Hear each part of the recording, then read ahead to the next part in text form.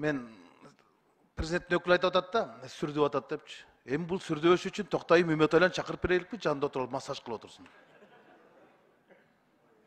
Эми ушул сүрдөгөндүкпү, мындай жөнөкөй эле суроо берип атат да, мынагу 9-беренеге жазып алыптыр да.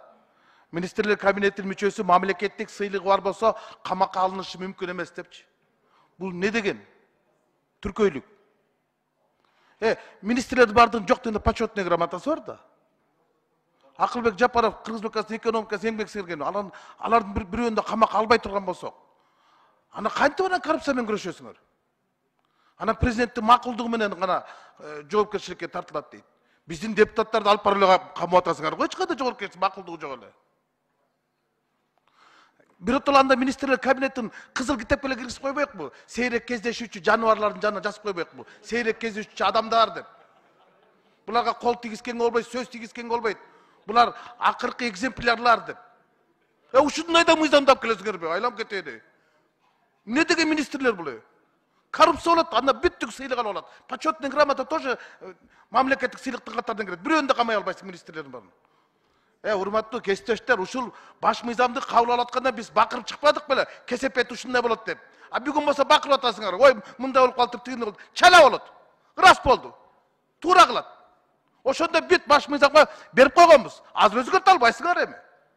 Ошондо кыйкыр чыкпайт элеңер. Азыр эми кыйкыр чыкпай. Мына азыр айтып атасыңар, жогорку кеңештен макулдугун алыш керек, өкмөттүн структурасын, мүчөлөрүн дайынданга деп. Мариповду дайындаганда силердин укугуңарды, макулдугуңарды алдыбы? Келдиби? Сурап да койгон жокко, дайындап койду. Каалаган кезде эски мыйзам, баш мыйзам, каалаган кезде жаңы баш мыйзамды издеп башаламан болуп атпайбы? Но мыйзамыңарды алып кеткиле, болбойт. Болбойт булуңар. Не деген мыйзам бул? Башка кишилер окубасын, күлөт башка жагы менен. Рахмат, Айда Камчыбек, урматтуу президенттин өкүлү жана өкмөттүн өкүлү. Эми сиздер көрбөдүңүздөрбү? 20-дан ашык депутат сүйлөдү, бир дагы депутат жартылай колдогон жок. Анан азыр сиздерчи, урматтуу баяндамачылар, чакыртып албасаңар бул 6 айга четке кагылат. Четке какылгандан кийин сиздердин кызматыңыздар да четке кагылат. Ушул жерде унчукпай баяндама алып отурганыңар үчүн. Эмнеден коркуп атасың? Кабыл албайт. 81 добуш менен өткөрүш керек бул мыйзамды. Концепциясы да кабыл албайт муну.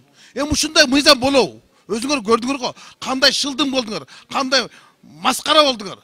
Мазактап атат го. Эми ушу министрлерге көз тийбесин, сөз тийбесин деп, анан жогорку кеңештин ыйгарым укуктарын баарын жүктөп берипсиңер. Кызматтык квартира, кызматтык нерсе, соц пакет, сыйакы деп. Булардын бардыгын хандын вазирлери кылып салдыңар да. Аркадактан уялбайбы? Түркмөнстөндөн ашып кеттик го. Ушул нерсени мындан 3 ай мурун Текебаев айткан. Бейпеңдеп, чуркап жүрүп колду өсүңөр деп. Ошол мыйзамдап келипсиңер го силер, уялбай эле. Уят да. Тарых алдында. Кыргыздын элинин алдында. Ушул аким министрлердин бардыгын эми эл багыш керек экен. Ошол элдин эсебине чайраңдаш керек экен. Анан почетный грамотасы бар адамда камакка алынбаш керек экен. Анын эмнеси бар? Болбойт да бул. Чакыртып алыңыздар. Болбосо четке кагылып кетет. Мен сунуш киргизем. Башкача сунуш кирип, жанагы 3 мыйзамды Кенжебек Саттыкулович айткан.